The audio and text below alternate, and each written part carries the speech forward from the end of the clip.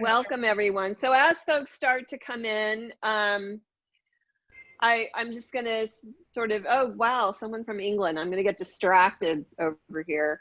But welcome, I'm Seleyn DeYarus. I am the founder and executive director of At the Epicenter, who is very honored to be hosting this new concept for us. So we have been doing our podcast for almost 2 years called Regenerative Voices, Elevating Stories, Activating Change. And we decided to add a new aspect to that by having a follow-on live Q&A with our guest. And we're doing our first expression of this with Daniela Ibarra-Howell, who was our most recent podcast guest that we released last week. If you haven't had a chance to listen, hopefully after this conversation today, you'll be excited to go give a listen to our conversation. But you know, the Regenerative Voices podcast is really meant to be a conversational style versus a more like I ask a question, they answer a question, I ask a question. I much prefer the interactive style of our podcast. However, today is going to be more of a traditional question by me, the moderator, to Daniela, our guest. And then after we've had a chance to talk about some topics, we will then open the floor. And just because we want to provide as much opportunity for different questions, we will be reading those questions out of the chat. So what we will request of you is that you put your question, once we get into the dialogue between Daniela and myself, that you can put questions in the chat, and we will do our best to get to as many of them as we can.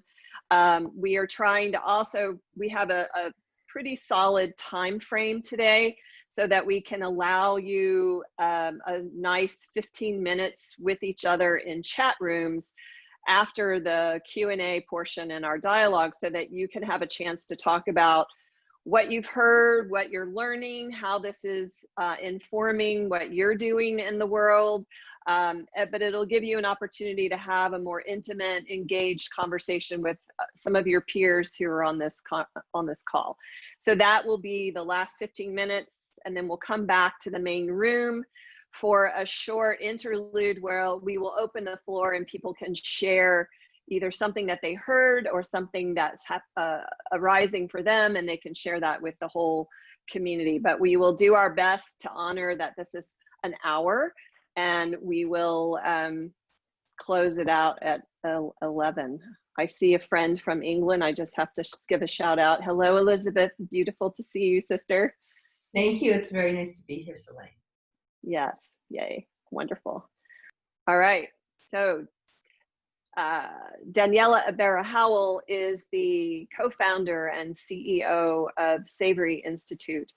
And Savory Institute, for those who may not know, is working globally to support ranchers around the world to manage their landscapes in a way that we are using the term regenerative. It's also holistic land management, and it has a tremendous capacity to change the health of the landscape where these animals are basically being managed very carefully. And Daniela will share much more about sort of the deeper premises behind what it means to really operationalize regenerative agriculture.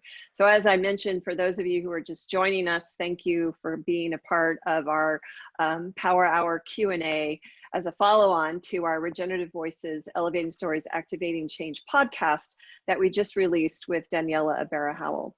Daniela, welcome. I'm so honored to have this opportunity to launch this new program with you as our guest. And I'm going to start with the first question, and that is, what does it take to operationalize regenerative agriculture? Thank you, Seleyn, and thank you everybody for taking an hour of your time to be with us. I have a problem. If I put my glasses, I can see you, but you see this moon here or sun, and could be distracting. If I go like that, I don't see you well. So I will go back and forth, and you will forgive me. And I'm so excited to be here to chat a little bit about my views on these and what Savory is doing, but also learning from you and hearing your insights. And thank you, Seleyn, for the opportunity. I always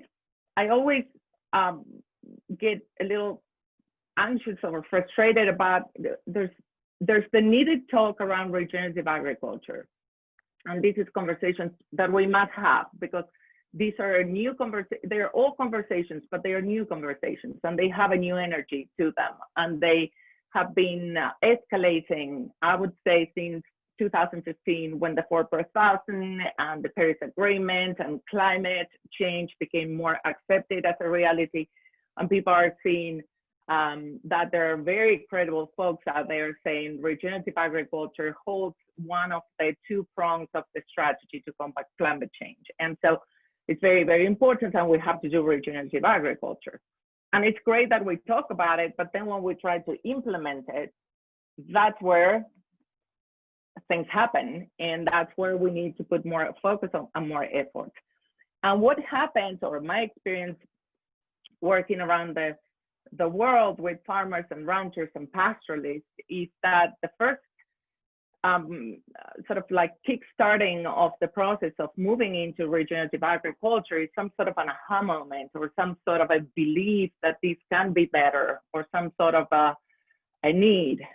In many cases in the past, folks have turned into more regenerative or holistic management or regenerative practices because they were in a state of pain. They either were about to lose the farm, or the kids were leaving the farm, or whatever that might be.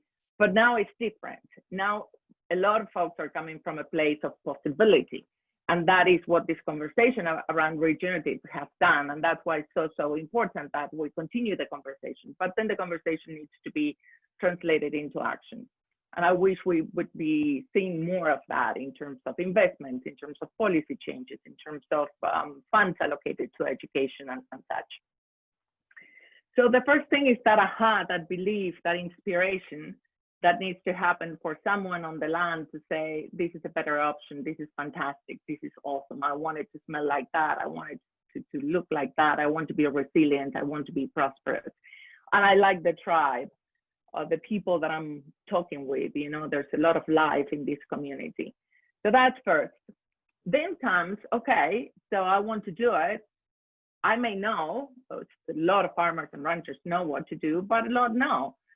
They don't because they are very young, or because their parents and grandparents have been doing it under the formulas of industrial agriculture that puts volumes and efficiencies rather than embracing complexity and knowledge base and indigenous knowledge.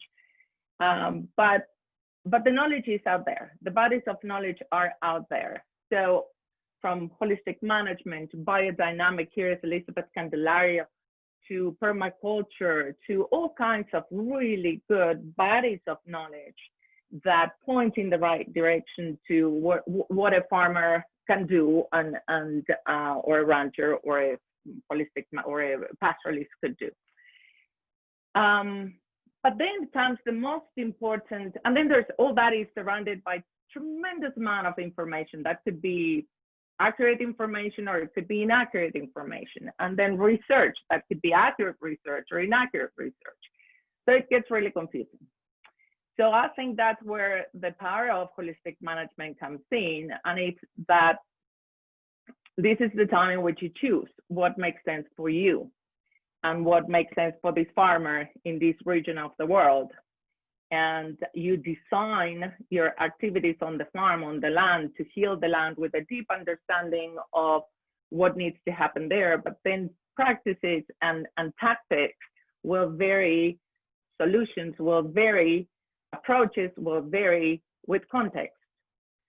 So when we move into understanding that there's no one silver bullet that will, you know, work for everybody, but there's a suite of menus of practices and ways of doing things that are rooted in knowledge, then that's when you can start choosing based on your financial situation, your cultural situation, your own family context, your values, what you like doing, what you thrive doing, And then understanding if that is going to take you to those outcomes of abundance that you need to have if you're going to be truly sustainable in the long term and regenerative and prosperous. So the holistic framework for decision making brings that ability to bring your values, bring your context, be it the social, cultural, ecological, financial aspect of the family, the region, the country, right? The whole under management, and check that whatever you choose is in context with how you want your life to be. And that to me is the most powerful aspect, because then you're living the dream, you're living your dream, you're living, you know, you're thriving, you're living your life in a way that you're aligned. And so you chose your practices, and then what I feel is that is also underestimated is that you need the skills to implement it. So a lot of young farmers get onto farming and they love it, and then you get there. In the case of, you know, the work we do, we work a lot with livestock and pastoralists, where there's huge amount of skill sets that are needed to implement those practices in ways that will create the outcomes that you're seeking. So that comes with a lot of practice, like everything in life. So, and that's where mentorship and support becomes so important. But there's a learning curve there in understanding how do we manage our animals in ways that they don't get stressed out, that they meet their nutritional values, that we don't hurt the land or the plants, that we don't create a mess in the process of trying to create something really good. And the water breaks and the fences are not working and animals are going all over I mean, the reality of it is so different from the idea of it. And it takes skills and practice and knowing how to do those things for them to be as seamless as the videos show, right? So there's a lot of time there with skill development. And then I would say the last point for really operationalizing successfully regenerative agriculture is the role of learning communities or management clubs or practice, networks of practice and learning. It's so important to navigate the up and downs of our own learning, our own journey. Even when we're, you know, far into it, there's always new context every year. We never step on the same river twice. So the power of planning, the power of observation, the skillful management, all those aspects need to be learned and need to be practiced. So it is complex, it is beautiful, it is live like in any other activity that you may engage in. Regenerative agriculture is not a switch. And we need to understand that there needs to be investment and support into all these things happening for those stewarding our resources. Thank you. I so appreciate the clarity of that step of all the different aspects that support moving into a regenerative context. And I'm just going to remind folks that as questions arise for you that you'd like us to ask Daniela during this podcast, please put them in the chat to everyone, and then we will be asking those, and we'll name, if I can pronounce your name, I will say your name and ask that of Daniela when we get to the Q&A section of our time together. So Daniela, I'm also curious, so that was very powerful, and just sort of what are the context and elements and sort of the scaffold of interconnectivity to really step into the ability to step into a regenerative agricultural approach. There's another thing I'm curious about, and I want to ask you about supply, because obviously what's being generated on the farm or the ranch ultimately has a destination in the marketplace. And how do you see that value web or network moving into like a supporting relationship to this effort at the farm ranch level? Yes, thank you. And we discussed this in the podcast, and I think that's super crucial that we address as well, and that we address holistically rather than reductionist. Again, our supply chains are very obscure, very non-transparent, very long, and they are designed for efficiencies and volumes. And suddenly you have here all these locally beautiful, emergent communities of regenerative agriculture, the production of food and food and fiber, and then you have to move those beautiful products and services through the same system that moves all the other undifferentiated stuff. And so that makes it expensive, for which then the product is very expensive at the end for the consumer, for the buyer. And also it makes it very hard to even operationalize as well. So we need to start designing with that in mind, more localized, more place-based, maybe shorter and more transparent supply chains or value networks. And one in which we mentioned before in our podcast, in which each one of the components of that value network is in relationship with people. And it's not this thing, you know, it's really relationships among people that are doing very important components of growing and processing, and then processing in the best sense possible, and then buying a piece of food, a strawberry, a carrot. Again, it's not about regenerative. It's not about what it is. It's not about livestock. It's not about plants. It's about how those are managed, how those are produced, and then how they move through the value network. And when we start looking into very mutualistic and very reciprocal relationships of value, then we would have a community that actually knows who's who and what we give and take, and eventually get to the consumer or the buyer or the citizen at an affordable price, at the true cost of food is reflected there, and it's very nutritious and very good. And if it's fiber, it's a fiber that it's worth wearing.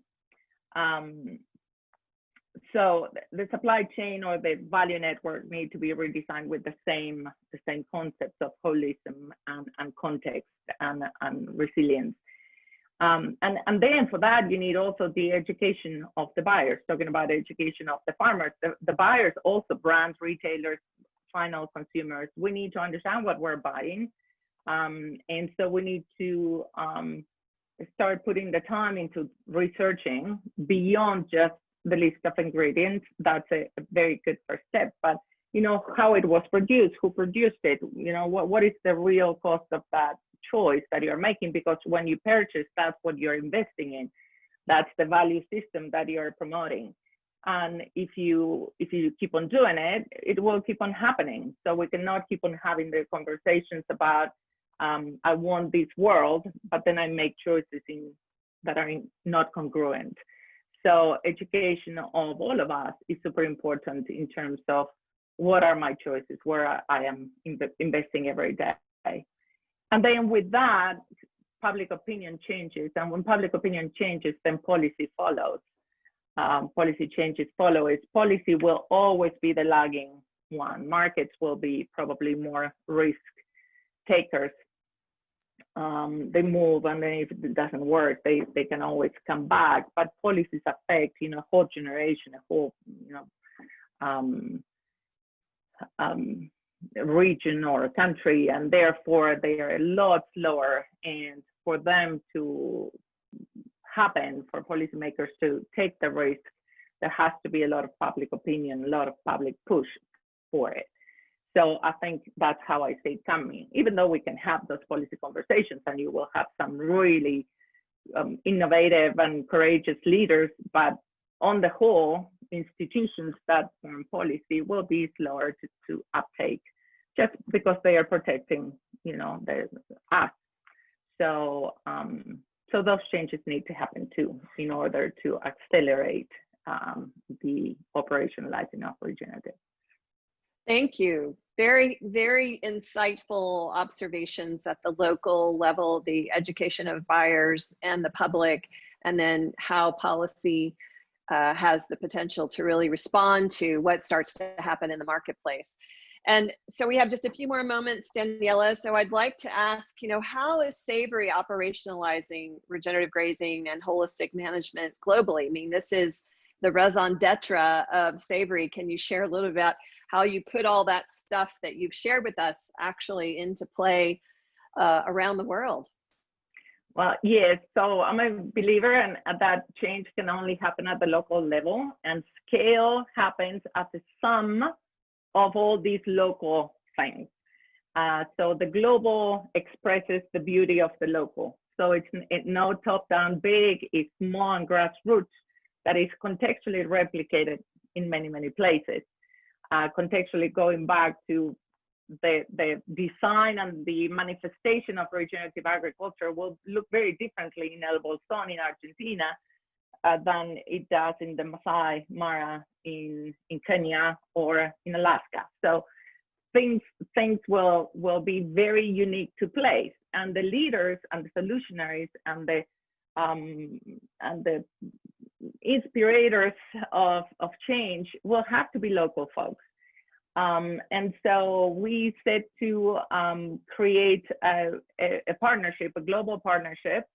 So we enter partnership with those entrepreneurs, those solutionaries that want to be the change in their regions. We equip them with holistic management training. We help them through a period of 18 months or so, trying to build really impactful and contextually relevant business models on how they are going to help their constituencies, their farmers, ranchers, pastoralists, to adopt these better ways of doing what they are doing, farming and ranching, and also creating opportunities in the market, in the local market level, and having the conversations with policy makers if that is appropriate. So it really mirrors what we're doing at the global level. SI manages the network or nurtures the network of hubs, which are our partners around the world. We have around 50 in all continents, and we have a goal of 100 by 2025, influencing 1 billion hectares of land, or positioned to influence the management of 1 billion hectares of grasslands.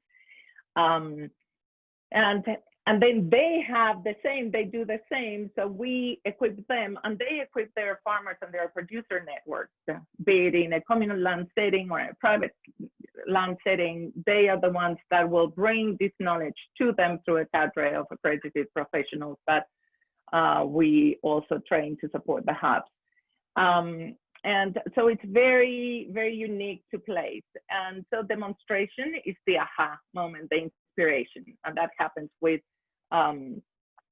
just every hub has a farm or a ranch that is contextual to, that is relevant to the context in which they are operating. And so people can see and can feel inspired and want to be like that. Not always works, by the way, because sometimes it's all, you know, there's human shortcomings that get in the way. But most of the time, people are curious and they want to learn and they get inspired. At the global level, we do it through special projects with other great organizations, like with Heifer International, with ADRA. There's an amazing project now going on. It's called the Evergreening Alliance. And so we do it through special projects with them. And so we work at creating those aha moments and those stories and those outcomes that people would like to learn from. And then the third one is the third strategy, so demonstration, education that is done through the hubs. And then the last one is removing the barriers, and that's what we were talking about, working at the market level, at the public awareness level, at the peer-to-peer support level, and then at the policy level. So we do it at the global and at the local.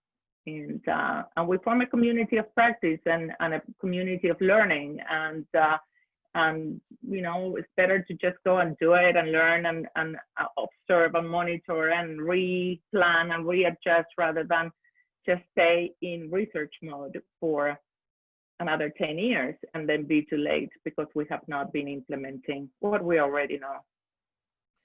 Thank you, Daniela. There are some excellent questions. I'm going to try to get to as many of them as I can, and I'm going to kind of blend a few. One question that I think is very interesting is sort of, is there a size limit to a farm being holistically managed? And have you seen farms that are both biodynamic and holistically managed in your network? Yes. No, there is not a size, because holistic management is about design and decision making. Then it has those procedures for managing livestock if you have livestock, and then the process applies. So when you design what your piece of land, an acre to 10 acres to 1 million acres, when you design what that is going to look like and which tools are you going to bring and what practices are appropriate and contextually relevant from, you know, the place and your financial situation and what you love doing, then you design it. Very important to understand ecosystem processes, and the concept of the brittleness scale is very key, and I would encourage every rancher to understand that, because or farmer, because if you're in what we call brittle environments, which are environments in which humidity and moisture are not evenly distributed throughout the year, you will need the moisture and the microbial activity in the rumen of the herbivore to help you keep those carbon cycles, those mineral cycles active and healthy. If you don't have that issue, if you're in a perennially humid environment, you may not need animals. You may want them, and then you'll have to properly manage them, but you don't need them. So no size is not a criteria. It's a design decision making, and then you plan around what you have. And then biodynamic and holistic, because holistic is about decision making on things that make sense. Then you embrace, as we say, you can choose the practice and the bodies of knowledge behind biodynamics or permaculture things to implement. So that would be a holistic decision. Now, animals could be part of the equation, yes. So I hope I was clear, but happy to discuss more. Well, you were, and I think I would add on top of that question, how difficult is it for farmers who have been using synthetic inputs when they start to make this transition? What have you noticed around either the resistance to surrendering those older practices, or what is the feedback loop that starts to reward a shift away from those more conventional approaches? And here you have two very different situations. The one on croplands, in which you have used a lot, you have really pulverized your soils and used a lot of biocides. So to kickstart life in those places, you probably need to put some energy in the forms of seeds or you know, organic manures or just take time, because the system is dead basically, and we're keeping it alive by putting all these stuff in it. In degraded grasslands, which is most of our operations are in the grasslands of the world, and the degradation was a result of management, of not managing the animals properly. So in those environments, you have the ones that are high productive, and those ones come back as soon as you fix management. Rain comes and nature bounces back very quickly. In the low production environments, like in Colorado or in Alaska, or in places that, in Alaska there are some really bad, either temperature or precipitation becomes a limitation of how many windows of opportunities in the year you have to actually see the abundance that comes from changing management. But in all cases, the moment you change management, nature reacts. But when you're taking a lot of the things you were putting before in terms of energy, like in the case of the croplands, you have to do something to help. You don't just wait. You have, through management and through creativity, you need to kickstart that biological activity. So I would say it's easier in the grasslands of the world, because they still have more intact ecosystem processes than you have in the croplands. That's interesting. Thank you. There's a question here from Diana Donlin, which has been seconded by Kelby Jennings, and it's kind of related to some other questions about young people. So what are the three things would you recommend to a young person not born into agriculture, but interested in getting into regeneration? I would say, don't go to college. I would say go find the components of the regenerative knowledge, and they are not all within institutions. They are within organizations, they are in communities, they are in people. Do a little bit of knowledge brokering, finish your college if you wish, and then go out there and find those pockets, those mentors, those pockets of true regenerative knowledge, and go and do it. Go intern if you can. Get your hands dirty. Find your mentors. Find your community of practice, and learn by doing. It's tough in many cases because young people don't have access necessary to land. But there's a lot of opportunities now that are being promoted by other organizations in which they are matched with land bases of older or retiring farmers and ranchers, and this is happening around the world. But go and do it, and learn from those doing it, and learn from those bodies of knowledge that are already out there. It's so much harder to unlearn than to just jump in and do it. So I would say find those bodies of knowledge you're interested in: holistic management, permaculture, biodynamics. Just do your exploration on the bodies of knowledge. Choose your context. Where are you going to be doing it? In your garden? Are you going to be interning in Montana? Are you going to go do something, service work for Patagonia? What is your unique genius? What do you want to be doing? Do you want to be in a large ranch punching animals on horseback, and that is your skill set that you will have to develop? Or do you want to be more in a garden permaculture situation, and that is a completely different lifestyle and skill set? So that clarity that a holistic context can bring you, and then the choosing and the design of your own learning journey around that. Beautiful. I love those. Those are great. Here's another interesting question, sort of back into that notion of collaboration. And you have a variety of organizations: the Quivira Coalition, Holistic Management International, Savory, American Grass-Fed Associations. Are there ways that those groups can be deeply, working together to help educate ranchers to be interested in making these changes themselves, and also forwarding that knowledge to their brethren on the land? Absolutely. And and we're in conversations and have good relationships with all those organizations that you mentioned. And I used to serve on the board of Holistic Management International. I know Anne, I know Sarah with Quivira, and we're all the time discussing how we do this. I am a proposer. I am a fan of distributed design. We don't need to become one amalgamated big thing. We can all do it in our own ways, and that's why the hub strategy is about, we teach holistic management. That's the body of knowledge that we pass on, and I've been practicing for a long time, since I was a young agronomist and natural resource manager in Argentina.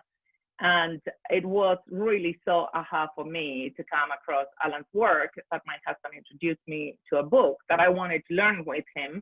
So when we got married many years ago, we came to the States, and we wrote a letter, and I started my journey with Alan. I was in my 20s and never looked back. It was so, there's nuggets of insights that completely shifted my understanding of resource management in the grasslands of the world and in the desert type of environment. And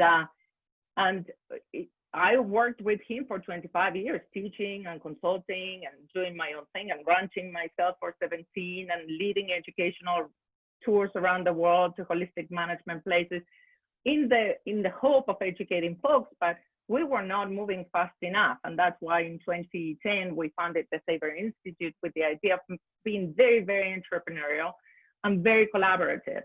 And the collaboration is through our hubs, which are organizations. In some cases are people, but all of them have a business and organization, small or big. Some of them are within nonprofits. We're working in Arkansas with Heifer International. Heifer International Ranch in Arkansas is a hub of the Savory Institute. What that means is we're working together. We give them things that they don't have to recreate. They serve their farmers and ranchers community in their own context, and they pass on that. And if they need to reach out to Quivira for a scholarship, for an internship, and actually we just have a campus that where was a ranch was given to us here in Denver, and it's going to be an international campus, and part of a pot of money that we have is going to be dedicated to scholarships for underserved youth. So there's many things we can do together, but it doesn't need to be together because everybody is implementing their own vision, their own strategy, their own views of how they want this to manifest. And it's okay to do it in that distributed form because it will take all of us doing it in different ways. And collaborations and partnerships make sense at times. And then at that time you come together, you do something, but at other times they doesn't. And that doesn't mean you're not collaborating, you're just coming together. It's like I always say, it's going like to a ballroom. You cannot dance with everybody at the same time. So time for tango, I will dance tango with a good tango dancer. And then time for something else, I may not dance, or I may dance by myself or with a different partner. So partnerships are amazing, and we have many, and they all have their time and their place and their reason. Thank you. We have time, I think, kind of for one more question before we have time to go into our breakout, so you all have a chance to interact with each other. I want to take us back to the people, the citizen investor, as we said in our podcast. Are there ways that we can, really change the opportunity around the marketing to consumers to really impact demand? And what are some ideas that you have around having that bigger influence?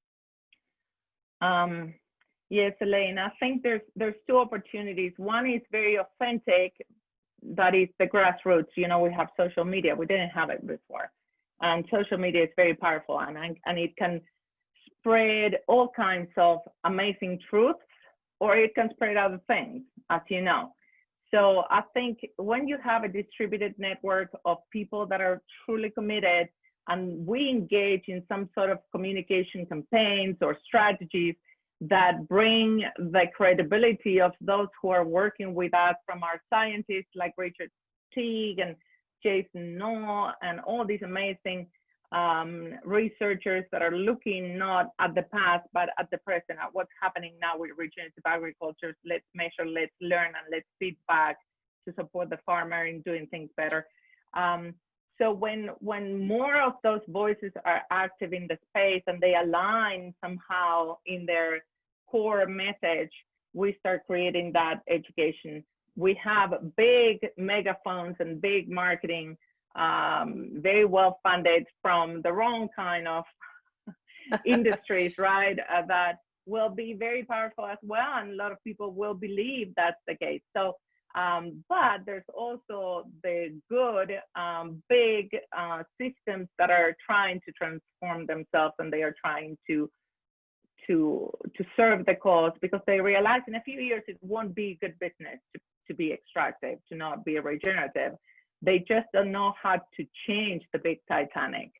It's just hard. So, at this point, they're buying speedboats that are super cool. The General Mills buying epic bars and things like that. And they are learning from them. And this DNA is coming, and they are trying to see, will they succeed at sort of like breaking themselves into smaller pieces that are more nimble or more, I don't know.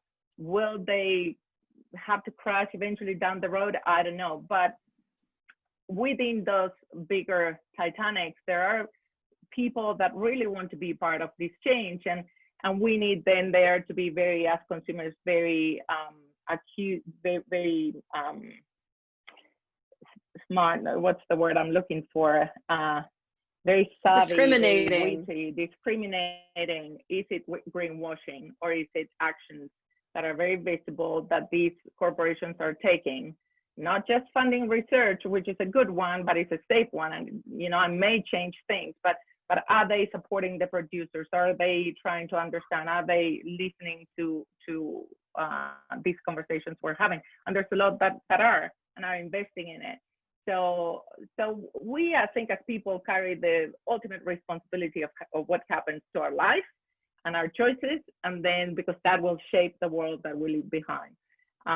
So just start by sending the right signals, having the right conversations, supporting your local farmers that are doing the right things, and buying the things that reflect your values, that is in congruence with everything that we're talking about. And soon it will be obvious that that's good business, and hopefully things will start changing in that direction. But social media and the marketing of the authentic marketing of the good, big megaphones like Patagonia, or like, Epic bars now under General Mills, or Applegate or Timberland, are all market partners of ours that are really committed to doing the right thing. Force of Nature is amazing, White Oak Pastures, small and big. Wonderful. Thank you so much. Thank you for those incredibly powerful answers. I've seen in the chat, people are like, I'm so glad this is recorded. There's so much here to digest and to go back to.